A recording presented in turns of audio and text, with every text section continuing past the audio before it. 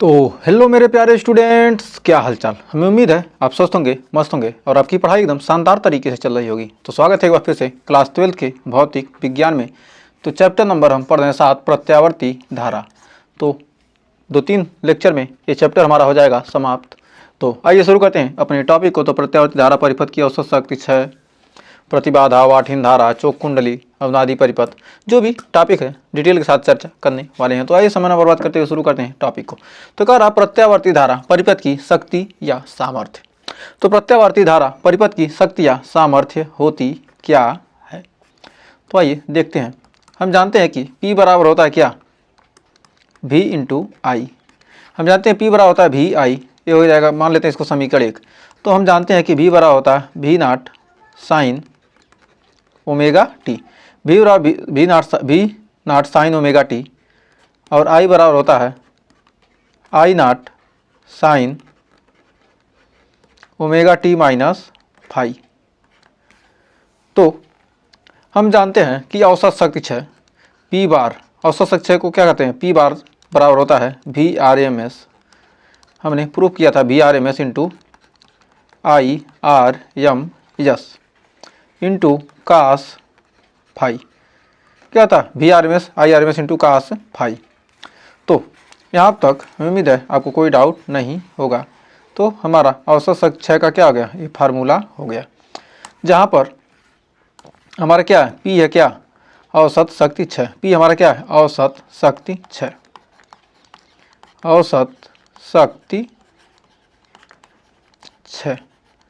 P हमारा औसत शक्ति 6 है और कास फाई क्या है, हमारा शक्ति गुणांक है। ये क्या है, हमारा शक्ति गुणांक,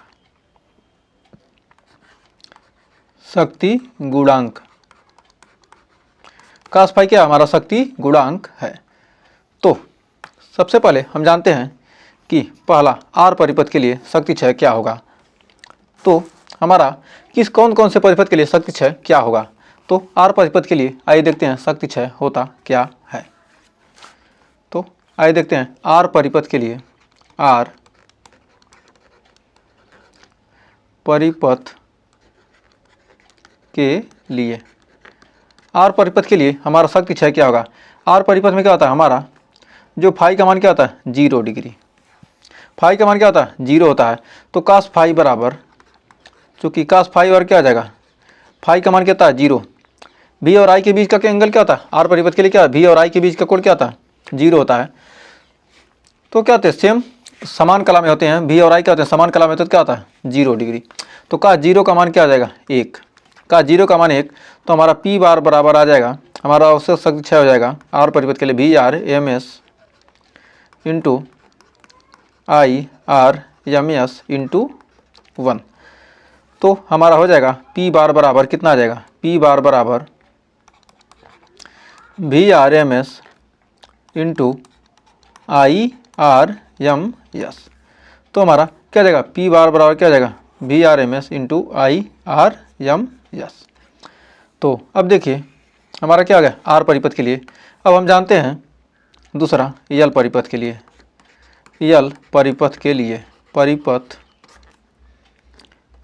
के लिए, L परिपथ के लिए हमारा औसत शक्ति 6 क्या हो जाएगा।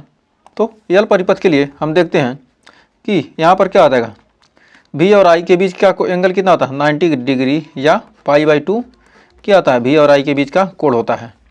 आगे होता है पीछे होता है, वो तो बाद में हमने जाना ही है, लेकिन यहाँ पर जाने क्या कितना डिग्री होता है, बस डिग्री से मतलब है, 90 डिग्री होता है। तो हो जाएगा यहाँ पर कास फाई बराबर हो जाएगा कास 90। कास 90 का मान कितना होता है, 0। तो हमारा P यानी औसत शक्ति 6 का मान कितना आ जाएगा, 0। तो यहाँ पर औसत शक्ति 6 क्या आ जाएगा, 0 हो जाएगा। किस परिपथ के लिए, L परिपथ के लिए। अब तीसरा देखेंगे हमारा कौन सा परिपथ है, C परिपथ के लिए, C परिपथ के लिए। तो C परिपथ के लिए हमारा फाई का मान कितना आ जाएगा, 90 डिग्री या π/2। तो कास फाई का मान क्या हो जाएगा, कास फाई बराबर क्या आ जाएगा, 0। यानी फाई बराबर 90 क्या होगा, कास फाई बराबर क्या आ जाएगा, 0। तो P बार बराबर हमारा क्या आ जाएगा, 0। तो हमारा यहाँ पर अभी औसत शक्ति क्षय क्या आ जाएगा, 0 हो जाएगा। तो अब जानते हैं आर परिपथ के लिए औसत शक्ति क्षय कैसे हम निकालेंगे आर परिपथ के लिए। तो आर परिपथ के लिए क्या, फाई का मान यदि क्या 0 होगा तो क्या होगा हमारा औसत शक्ति क्षय VRMS और IRMS होता है कैसे, कैसे होता है। हमने फाई का मान 0 रखकर यहाँ तो क्या किया, निकाल दिया, लेकिन किस प्रकार से होता है तो आइए आर परिपथ के लिए औसत शक्ति क्षय हम देखते हैं। तो हमारा क्या आ जाएगा, आर परिपथ के लिए VRMS IRMS आया है ना, वही हम आइए कैसे आया है तो आइए इसको निकालते हैं, प्रूफ करते हैं। तो आर परिपथ के लिए औसत शक्ति क्षय हम जानते हैं P बराबर क्या आता है, V इंटू आई। समीकरण नंबर 1 हम जानते हैं V बराबर होता है क्या, V not sine omega T, और I बराबर होता है क्या, I not sine omega T. तो हमारा P बराबर हो जाएगा V not sine omega T into I not sine omega T. तो V नॉट I नॉट हो जाएगा कितना, P बराबर V not I not sine square omega T. तो हम जानते हैं V not I not sine square omega T.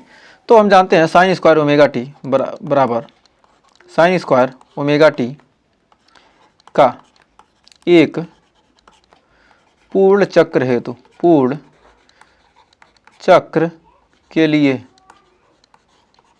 Sine square omega T का एक पूर्ण चक्र के लिए मान कितना होता है, के लिए जो औसत मान होता है, औसत मान कितना होता है 1/2। साइन स्क्वायर ओमेगा टी का क्या, एक पूर्ण चक्र के लिए औसत मान कितना होता है 1/2 होता है। हम जानते हैं जब 1/2 होता है तो हम लिख सकते हैं कि P बार बराबर यानी औसत शक्ति क्षय P बार बराबर हो जाएगा V not I not into 1/2। तो लिख सकते हैं V not upon √2 into I not upon √2 हो जाएगा यहाँ पर P बार बराबर। तो यहाँ पर P बार बराबर हो जाएगा V नॉट अपान √2 होता है क्या, VRMS इंटू IRMS। ये क्या था, हमने क्या किया, प्रूफ भी कर दिया कि इतना होता है। तो हमने क्या किया, प्रूफ कर दिया। तो आइए थोड़ा सा इसको हम कर लेते हैं। तो हमें उम्मीद है अब आपको अच्छे से क्लियर हो गया होगा कि कैसे होता है। अब जानते हैं LR परिपथ के लिए औसत शक्ति क्षय होता क्या है। LR परिपथ के लिए औसत शक्ति क्षय हम निकाल लेंगे। तो हम जानते हैं P बराबर होता है क्या, P बराबर होता है VI समीकरण नंबर 1। तो हमारा क्या होता है, V बराबर होता है V not sine omega T, और I बराबर क्या हो जाएगा I not sine omega t minus phi. जो हमारा I है क्या होता है, फाई काला क्या होता है पीछे, फाई काला पीछे होता है, मतलब क्या होता है V नॉट हमारा क्या होता है आगे होता है। हमारा क्या होता है, कुछ एंगल क्या होता है आगे होता है, V नॉट क्या होगा हमारा आगे होगा, समान कला में नहीं होते हैं। किस परिपथ के लिए, LR परिपथ के लिए। LR परिपथ के लिए क्या होता है, V क्या होता है आगे होता है, फाई कला क्या होता है आगे होगा, और I नॉट क्या होगा V से क्या होता है फाई कला पीछे होता है। तब हमारा P बार बराबर यहाँ से आ जाएगा, P बार बराबर हो जाएगा VRMS into IRMS into cos phi, phi कला क्या होगा कास फाई। तो हम जानते हैं ये क्या आ जाएगा हमारा P बार औसत शक्ति क्षय बराबर क्या होगा, इतना हो जाएगा P बार बराबर, और हमारा फाई बराबर यहाँ पर हो जाएगा tan इनवर्स XL अपान R। तो हमारा tan फाई बराबर हो जाएगा कितना, हम जानते हैं tan फाई बराबर हो जाएगा XL/R। तो यहाँ पर हम क्या कर सकते हैं, यहाँ पर बना सकते हैं XL/R। तो हमारा क्या है ये R है और हमारा क्या है ये XL है। तो इनके बीच का एंगल क्या है फाई, tan फाई बराबर क्या होता है, tan फाई बराबर लंब बटे आधार, तो लंब क्या है एक्सएल है, आधार आर, तो हो जाएगा इसका मान निकालने क्या हो जाएगा हमारा X L X L square plus R square plus X L square, कुछ भी लिख सकते हैं। तो यहाँ पर हम कास फाई निकालेंगे, यहाँ पर हमको क्या निकालना है, कास फाई निकालना है, तो कास फाई बराबर क्या हो जाएगा R upon under root R square plus XL का स्क्वायर, यानी X R square upon X L square क्या होता है जेड हो जाएगा। तो हमारा यहाँ से यहाँ इतना हो जाएगा,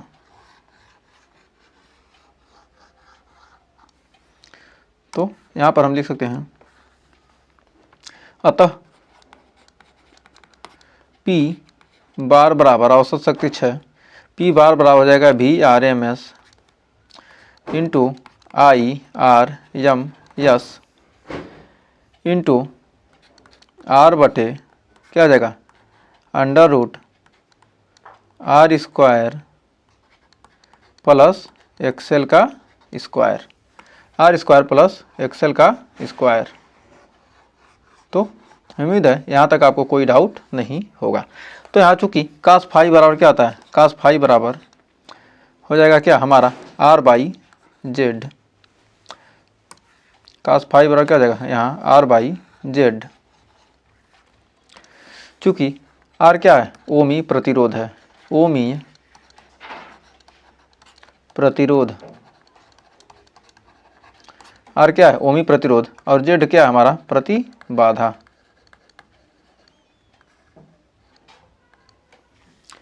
तो हम यहाँ लिख सकते हैं कि ओमी प्रतिरोध और प्रतिबाधा के अनुपात को ओमी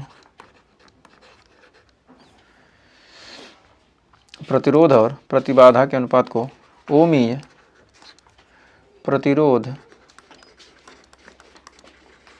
तथा ओमी प्रतिरोध और प्रतिबाधा, ओमी प्रतिरोध और प्रतिबाधा के अनुपात को ओमी प्रतिरोध और प्रतिबाधा के अनुपात को ओमी प्रतिरोध और प्रतिबाधा के अनुपात को शक्ति गुणांक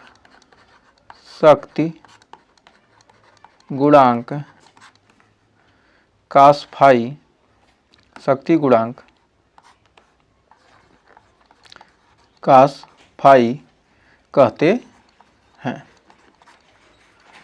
ओमी प्रतिरोध और प्रतिबाधा के अनुपात को क्या कहते हैं शक्ति गुणांक कहते हैं।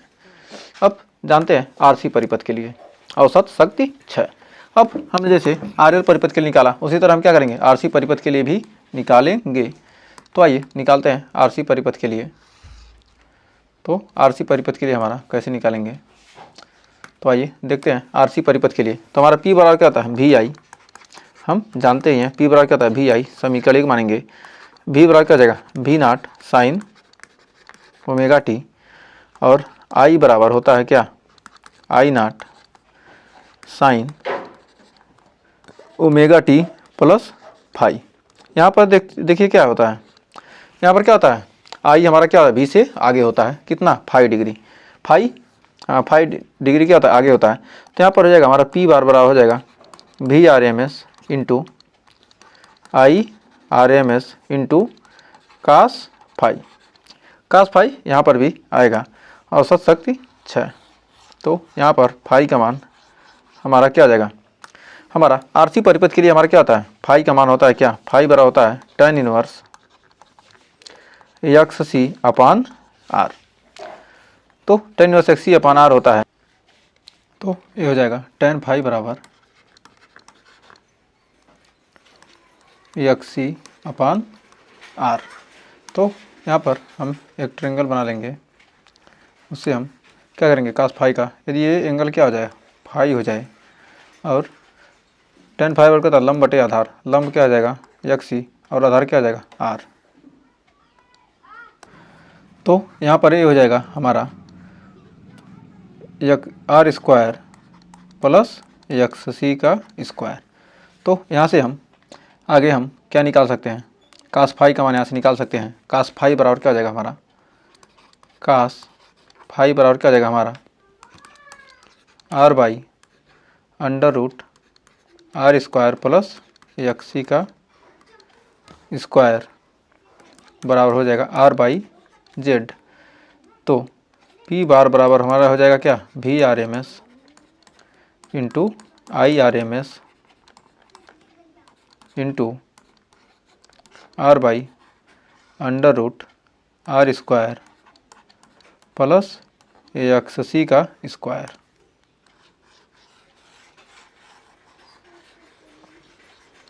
क्या जाएगा हमारा औसत शक्ति क्षय का मान निकल जाएगा। अब आइए बढ़ते हैं आगे, देखते हैं एल सी आर परिपथ के लिए औसत शक्ति क्षय क्या होगा। तो एल सी आर परिपथ के लिए औसत शक्ति क्षय, तो हमारा एल सी आर परिपथ के लिए औसत शक्ति क्षय, चूँकि हम पी बार बराबर हम जानते हैं क्या हो जाएगा, V R M S into I R M S into cos phi, इतना तो हम जानते हैं। चूँकि कास फाई बराबर क्या होता है, आर एल सी परिपथ के लिए हमारा कास फाई बराबर क्या हो जाएगा हमारा, इसको एक सेकंड, ये हमारा औसत शक्ति क्षय एल सी आर। तो कास फाई बराबर क्या हो जाएगा हमारा, हो जाएगा आर बाई जेड। हम आर एल सी परिपथ के लिए क्या जानते हैं, आर बाई जेड। चूँकि जेड का मान क्या होता है आर एल सी परिपथ के लिए हमारा होता है R square plus under root R क्या होता है, R square plus XL minus X C, XL minus X C का स्क्वायर। एक सेकेंड, इसको थोड़ा सा हो जाएगा क्या हमारा, यहाँ पर हो जाएगा एक्सएल माइनस एक्स सी का स्क्वायर। तो हमारा पी बार बराबर यहाँ से निकल के आ जाएगा V R M S into I R M S into R by under root R square plus XL minus X C. जो बड़ा होगा उसको क्या करेंगे, उसमें से घटा देंगे। तो हमारा क्या बन जाएगा, ये हमारा फार्मूला क्या बन गया, आर एल सी परिपथ के लिए औसत शक्ति क्षय का फार्मूला निकल कर आ गया। तो ये आपको थोड़ा सा छोटा कर देते हैं और आपको थोड़ा सा, तो हमें उम्मीद है यहाँ तक आपको कोई डाउट नहीं होगा। तो अब आइए जानते हैं एक जगह क्या कहते हैं, इसको समराइज करते हैं। तो शक्ति गुणांक के मान तथा प्रतिबाधा, तो शक्ति गुणांक के मान तथा प्रतिबाधा सबसे पहले आर परिपथ के लिए, आर परिपथ, आर परिपथ में जेड बराबर क्या होता है यहाँ पर आर, प्रतिबाधा जेड बराबर आर होता है, और कास फाई का मान क्या होता है, वी और आई के बीच का एंगल क्या होता है, 0 होता है। तो प्रतिबाधा का मान क्या होता है 1 होता है, कास फाई का मान शक्ति गुणांक का मान क्या होता है 1 होता है। फिर दूसरा हमारा क्या, यल परिपथ, यल परिपथ हेतु हमारा क्या होता है जेड बराबर एक्स एल, यहाँ पर कास फाई का मान क्या होता है 0, कास 90, फाई का मान क्या होता है 90 डिग्री। फिर हमारा तीसरा होता है क्या, तीसरा हमारा क्या होता है सी परिपथ, सी परिपथ। अब सी परिपथ में हमारा जो जेड होता है क्या होता है एक्स सी के बराबर होता है, और यहाँ पर कास फाई का मान भी क्या होता है 0 होता है। अब हमारा बचा चौथा नंबर आर सी परिपथ, आर सी या सबसे पहले एल आर परिपथ देखते हैं, एल आर या आर एल परिपथ। तो यहाँ पर हमारा जो होगा जेड बराबर एल आर है क्या है under root R square plus XL का स्क्वायर प्लस एक्सएल का स्क्वायर, और यहाँ पर कास फाई का मान क्या हो जाएगा आर बाई जेड या आर बटे under root R square plus XL का स्क्वायर। फिर आइए बढ़ते हैं आगे। अब देखते हैं हमारा CR परिपथ या RC परिपथ। पाँचवा हमारा RC परिपथ। तो RC परिपथ में हमारा Z बराबर क्या आ जाएगा, under root R square plus XC का स्क्वायर। तो R square plus XL square था, XC स्क्वायर, और कास फाई बराबर R बाई जेड या R बटे under root R square plus XC का स्क्वायर। अब हमारा छठवां है LCR परिपथ के लिए, LCR परिपथ के लिए हमारा Z बराबर क्या आ जाएगा, under root XL plus R square plus यहाँ पर हो जाएगा Z बराबर under root R square plus XL minus XC का स्क्वायर, या कास फाई बराबर R बाई जेड या R बटे हो जाएगा under root R square plus XL minus XC का स्क्वायर। जो अधिक होगा उसको क्या करेंगे, घटा देंगे। अब हमारा पाँचवा, छठवां, सातवां एक और परिपथ छूट गया था, LC RC RL LC परिपथ छूट गया, LC परिपथ छूट गया, LC परिपथ। तो Z बराबर हमारा होता है क्या, XL माइनस XC। तो इसके लिए हमारा कास फाई का मान क्या होता है, 0। XL माइनस XC, तो LC परिपथ के लिए हमारा क्या होता है, कास फाई का मान क्या होता है, 0 होता है। तो हमें उम्मीद है यहाँ तक आपको कोई डाउट नहीं होगा और अच्छे से क्या हो गया होगा, क्लियर यहाँ तक आपको अच्छे से हो गया होगा। तो आइए बढ़ते हैं आगे। तो जानते हैं वाटहीन धारा होती क्या है। तो ऐसी धारा, वाटहीन धारा कौन सी धारा होगी, तो हम जानते हैं कि शुद्ध प्रेरकत्व या जिसमें क्या था, औसत शक्ति से क्या होता है, 0 होता है। तो शुद्ध प्रेरकत्व या शुद्ध संधारित्र या शुद्ध संधारित्र वाले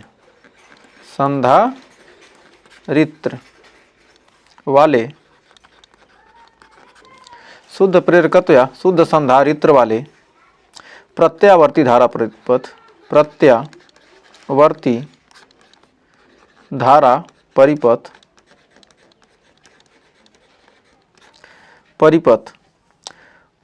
धारा परिपथ में शुद्ध प्रेरकत्व या तो उसमें क्या हो, प्रेरकत्व L लगा हो या उसमें क्या लगा हो, C लगा हो।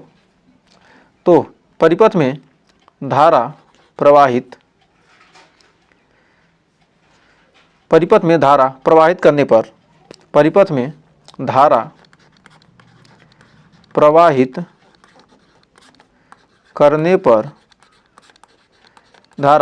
करने पर ऊर्जा का, धारा प्रवाहित करने पर ऊर्जा का क्षय ना हो तो, करने पर ऊर्जा का क्षय ना हो तो,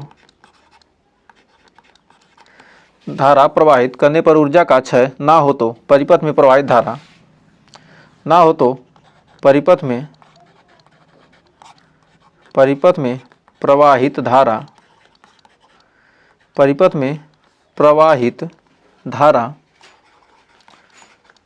जो परिपथ में क्या है, प्रवाहित धारा वाटहीन धारा कहलाती है। यदि क्या हो, शुद्ध प्रेरकत्व या शुद्ध संधारित्र वाले प्रत्यावर्ती धारा परिपथ ने क्या किया, धारा प्रवाहित करने पर क्या, ऊर्जा का क्षय ना हो तो परिपथ में जो प्रवाहित धारा होगी क्या होगी, वाटहीन धारा कहलाती है। धारा वाटहीन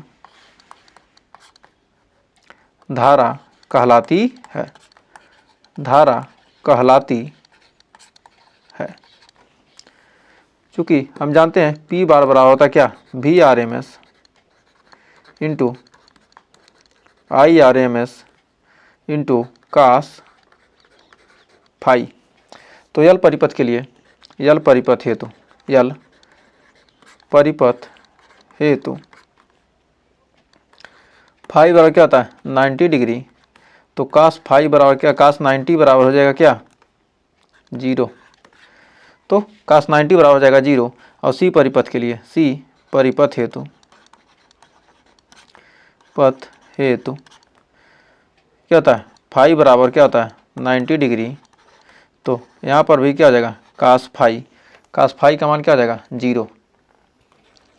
यहाँ पर कास फाई बराबर कास 90 बराबर 0 हो जाएगा। तो उम्मीद है यहाँ तक आपको कोई डाउट नहीं होगा और अच्छे से क्लियर हो गया होगा। तो इसको थोड़ा सा सीधा कर लेते हैं, इसको चाहे थोड़ा सा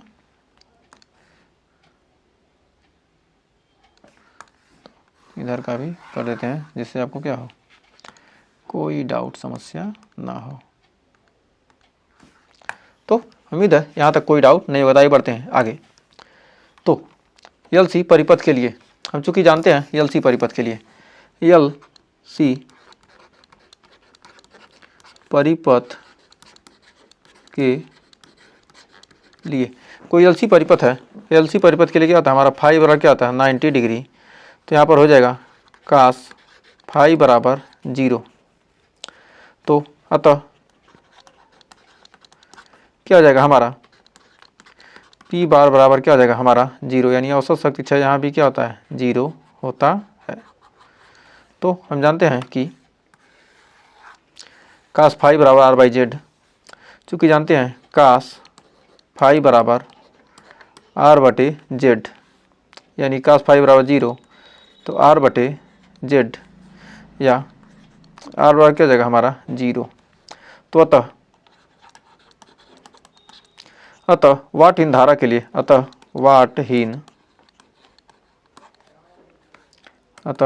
वाटहीन धारा के लिए प्रत्यावर्ती धारा परिपथ का के लिए प्रत्यावर्ती धारा परिपथ का धारा परिपथ का ओमीय प्रतिरोध शून्य होना चाहिए, का ओमीय प्रतिरोध शून्य होना चाहिए, शून्य होना चाहिए।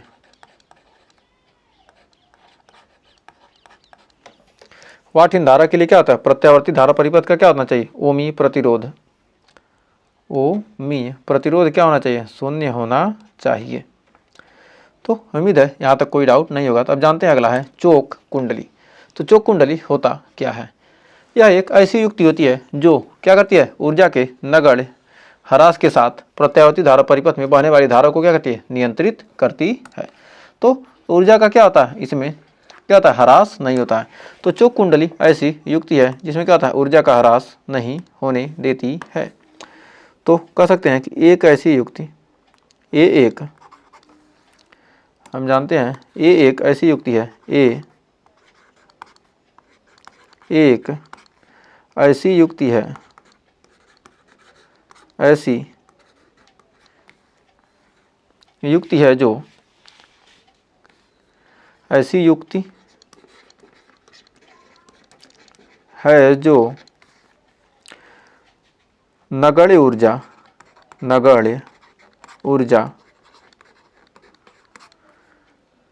ह्रास के साथ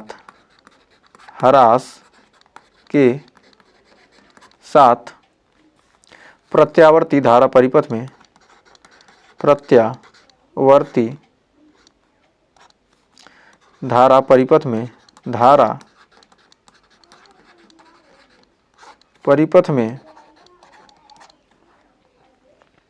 बहने वाली धारा को नियंत्रित करती है। ह्रास के साथ प्रत्यावर्ती धारा परिपथ में बहने वाली धारा को नियंत्रित करती है, धारा को नियंत्रित करती है, धारा को नियंत्रित करती है। क्या कहती है? धारा को क्या करती है? नियंत्रित करती है। क्या?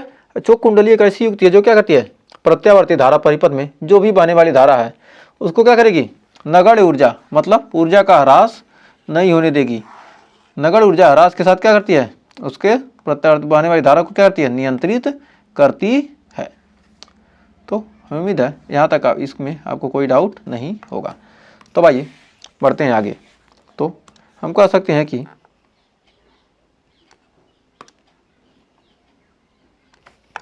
लिख सकते हैं ए एक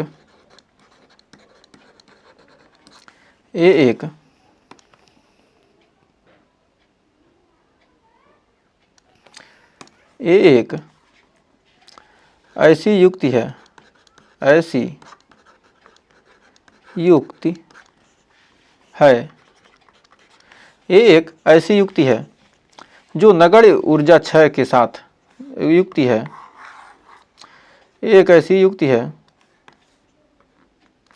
जो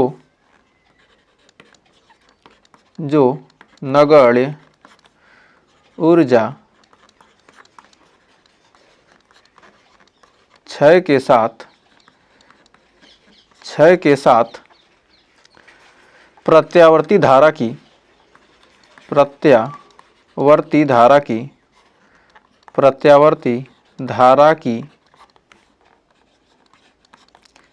प्रबलता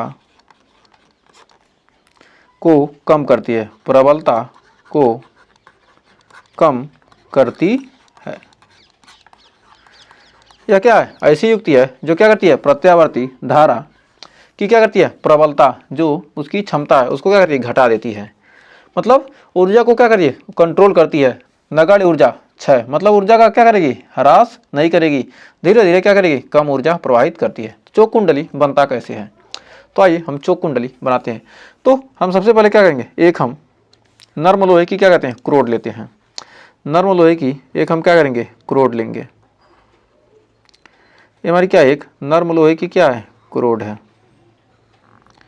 एक नर्म लोहे की क्रोड लेते हैं, उस पर हम क्या करेंगे? तांबे की तार, मतलब विद्युत रोधी, विद्युत रुद्ध तांबे मतलब क्या? उस पर जो तांबे का तार ऐसा लेंगे जिस पर क्या हो? बाइंडिंग, जिस पर क्या ऊपर से परत चढ़ी हो। तो एक विद्युत रोधी रुद्ध क्या करेंगे? हम तांबे की तार लेंगे, उसको हम क्या करेंगे? उस एक लोहे की क्रोड लेंगे, लोहे की, नर्म लोहे की क्या है? क्रोड। ये हमारी क्या है? नर्म लोहे की क्रोड, नर्म लोहे की क्रोड, नर्म लोहे की क्रोड। हम क्या करेंगे? एक नर्म लोहे की क्या करेंगे? क्रोड लेंगे। नर्म लोहे की क्या करेंगे? हम क्रोड लेंगे। एक सेकंड, हम आप क्या करेंगे? नर्म लोहे की क्रोड, एक नर्म लोहे की क्या करेंगे? हम क्रोड लेंगे। ये हमारी क्या है? चोक कुंडली, चोक कुंडली, इसे हम क्या कहेंगे? कहेंगे चोक कुंडली। नर्म लोहे की क्रोड लेंगे और इस पर क्या करेंगे? हम तांबे का तार, इस पर हम क्या करेंगे? हमारा क्या? तांबे का तार, तांबे का तार, तांबे का तार। ये तांबे का तार हमने क्या किया? इस पर लपेट दिया। अब क्या करेंगे? हम एक नर्म लोहे की क्या किया? हमने क्रोड लिया और इस पर क्या किया? हमने तांबे का तार क्या किया? लपेट दिया। इस पर हमें क्या किया? तांबे का तार क्या किया? एक विद्युत रुद्ध तांबे का क्या किया? हमने तार लपेट दिया। तो एक सेकंड, इसको हम यहाँ से कर देते हैं, थोड़ा सा यहाँ से हो जाएगा इससे।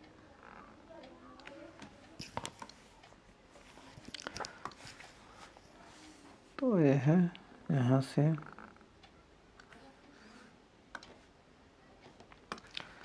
इसको हटा देंगे, इसको हटा के यहाँ से हमने क्या किया? यहाँ से इसको यहाँ से इसको यहाँ से क्या किया, यहाँ से एक सेकेंड यहाँ से मिला दिया। अब यहाँ पर क्या किया हमने, AC सोर्स से क्या किया, कनेक्ट कर दिया इसको। अब यहाँ से मिला दिया। इसको हम क्या करेंगे, अब हम जो हमारा है, तो ये हमारी क्या है, चोक कुंडली बनकर तैयार हो गई। नॉर्मल लोहे की हमने क्या किया, एक रोड लिया और उस पर क्या किया, तांबे का तार हमने क्या किया, लपेट दिया। तांबे का तार क्या किया, उस पर लपेट दिया। जो ऊपर से क्या था, बाइंडिंग किया हुआ था, उसको क्या किया, फेरों में क्या, इसके ऊपर लपेट दिया और उसमें क्या किया हमने, AC सोर्स से क्या किया, जोड़ दिया। AC सोर्स से जोड़ दिया। तब LR परिपथ के लिए इसमें क्या होगा, इसमें जो तार होगा उसका क्या होगा, कुछ तो कुछ क्या होगा, हल्का फुल्का तो क्या, जो जिस सोर्स से जोड़े हैं उसमें क्या होगा, थोड़ा बहुत तो रेजिस्टेंस तो होगा ही। तो हम जानते हैं कि LR परिपथ के लिए, LR परिपथ के लिए,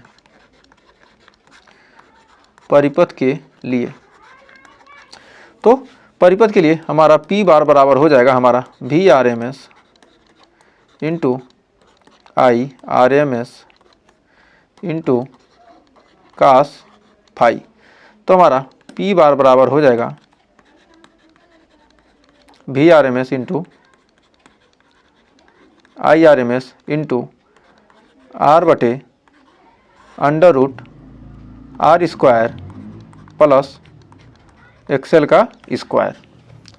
तो हमारा P बार बराबर हो जाएगा यहाँ पर P बार बराबर VRMS into IRMS into R/√R² plus XL बराबर क्या था, ओमेगा एल का स्क्वायर। चूँकि हमारा क्या है, यहाँ पर रेजिस्टेंस को क्या करेंगे हम, नगाड़ी मानते हैं। लगभग R को क्या करेंगे हम, नगाड़ी। R बराबर, R को क्या करते हैं, नगाड़ी मान लेते हैं। इसमें क्या होता है, मान लेते हैं कि क्या, कोई ऊर्जा का ह्रास नहीं हो रहा है। और L क्या आ जाता है हमारा, मान लेते हैं उच्च है, अधिक क्या, L का मान अधिक हो जाएगा और R का मान क्या हो जाएगा, 0। जब R का मान 0 हो जाएगा तो यहाँ पर R का मान क्या आएगा, नगण्य, और L का मान क्या करेंगे, उच्च ले लेंगे। तो हमारा क्या आ जाएगा, P बार बराबर हो जाएगा क्या, 0। जो हमारा औसत शक्ति 6 यहाँ पर क्या हो जाएगा, 0 हो जाएगा। तो ये क्या है हमारा, P बार क्या है, औसत शक्ति 6 है हमारा। ये क्या है, औसत शक्ति 6, ये हमारा क्या है, औसत शक्ति 6। चूँकि औसत शक्ति 6 हमारा जो चोक कुंडली है, चोक कुंडली का प्रयोग केवल प्रत्यावर्ती धारा परिपथ में किया जा सकता है। जो हमारी चोक कुंडली है इसका क्या होता है, औसत शक्ति 6 क्या होता है, 0 होता है। इसमें क्या होता है, औसत शक्ति 6, औसत शक्ति 6 क्या होता है, चोक कुंडली में क्या होता है हमारा, 0 होता है। तो औसत शक्ति 6 क्या होता है हमारा, चोक कुंडली में क्या होता है हमारा, औसत शक्ति 6 का मान क्या होता है, 0 होता है। तो हम कह सकते हैं कि चोक कुंडली का प्रयोग, चोक कुंडली का प्रयोग केवल प्रत्यावर्ती, चोक कुंडली का प्रयोग केवल प्रत्यावर्ती धारा परिपथों में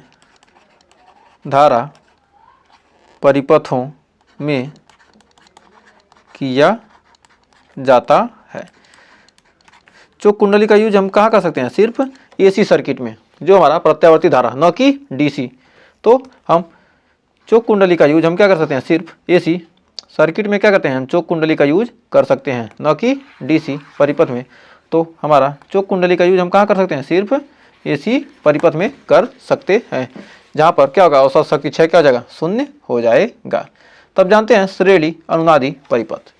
तो आइए देखते हैं श्रेणी अनुनादी परिपथ के लिए। तो हमारा कोई क्या, एक श्रेणी अनुनादी परिपथ है, या वेरी इंपॉर्टेंट, आपके एग्जाम में इससे क्वेश्चन बनते हैं। तो कह सकते हैं कि वह LCR परिपथ, वह LCR परिपथ, कह सकते हैं कि वह LCR परिपथ, वह LCR परिपथ जिसमें XL का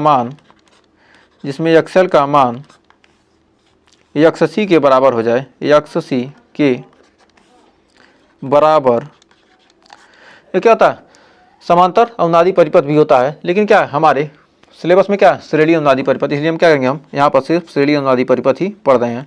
जब एक्सेल का, जिसमें क्या हो, एक्सेल का मान एलसीआर परिपथ में एक्सेल का मान यक्सी के बराबर हो, यदि क्या हो वह एलसीआर परिपथ जिसमें क्या हो, एक्सेल का मान क्या हो जाए, यक्सी के बराबर हो जाए, तो हम कहेंगे श्रेणी अवनादि परिपथ। तो क्या कहलाता है, ऐसा परिपथ हमारा क्या कहता है, श्रेणी अवनादि परिपथ कहलाता।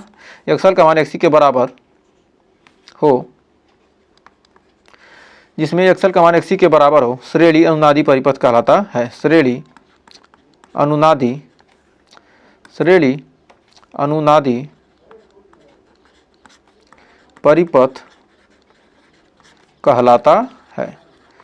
श्रेणी अनुनादी परिपथ क्या होता है, कहलाता है। तो उम्मीद है यहाँ तक आपको कोई डाउट नहीं होगा।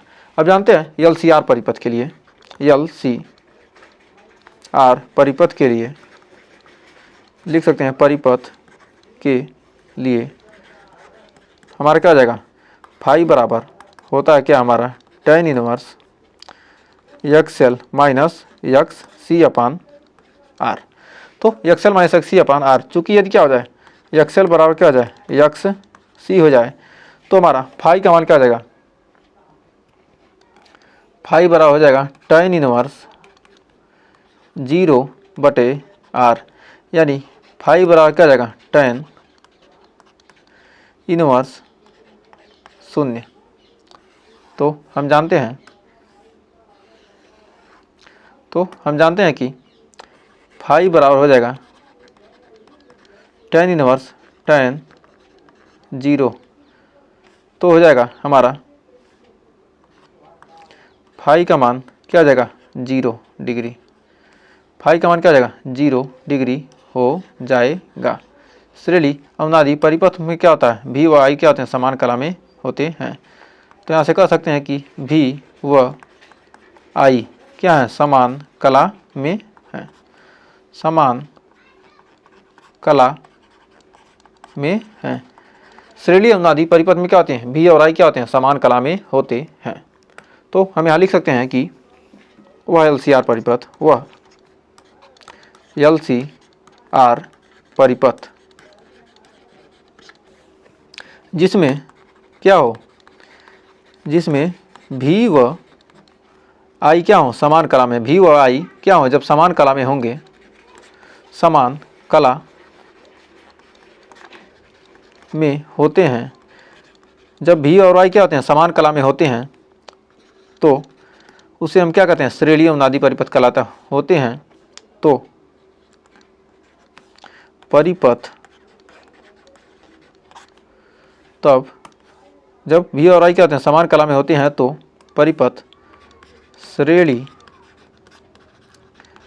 अनुनादि परिपथ कहलाता है, अनुनादि परिपथ कहलाता है। तो वह परिपथ क्या होता है, श्रेणी अनुनादि परिपथ कहलाता है। तो एलसीआर परिपथ के लिए, तो हम जानते हैं कि एलसीआर परिपथ के लिए हमारा z का मान क्या हो जाएगा, z बराबर हो जाएगा √r² plus XL minus XC का क्या हो जाएगा, होल स्क्वायर। तो हम जानते हैं क्या, एक्सएल बराबर एक्सी यदि हो श्रेणी अनुनादि परिपथ के लिए, तो हमारा z बराबर क्या आ जाएगा, √r² प्लस 0 का स्क्वायर। तो हमारा z बराबर हो जाएगा √r², यानी z बराबर क्या आ जाएगा, r का मान क्या हो जाएगा, मिनिमम, z बराबर क्या आ जाएगा हमारा r। फिर आगे बढ़ते हैं आगे। अब अनुनादि आवृत्ति, अनुनादि आवृत्ति होती क्या है, तो आइए जानते हैं। चूँकि हम जानते हैं क्या होता है, एक्सएल बराबर एक्सी, यदि क्या हो जाए, एक्सएल और एक्सी क्या हो, आप आपस में क्या हो जाए, बराबर हो जाएं, तब एक्सएल बराबर क्या होता है, ओमेगा एल, और एक्सी बराबर क्या होता है हमारा 1/ओमेगा सी। तो ओमेगा का यहाँ क्या आ जाएगा, ओमेगा² अपान एल, 1/एल सी एल यहाँ आ जाएगा, ओमेगा वहाँ चला जाएगा। तो हमारा क्या जाएगा, ओमेगा बराबर हो जाएगा 1/√LC। तो हम लिख सकते हैं ओमेगा और क्या था 2 पाई एफ हो जाएगा 1/√LC, और 2 पाई यहाँ चला जाएगा तो हमारा एफ यानी आवृत हो जाएगा 1/2 पाई √LC। तो यहाँ पर अनुनादी आवृत आ गया। तो ये हमारी क्या है, ये हमारी अनुनादी आवृत्ति है, अनुनादी आवृत है।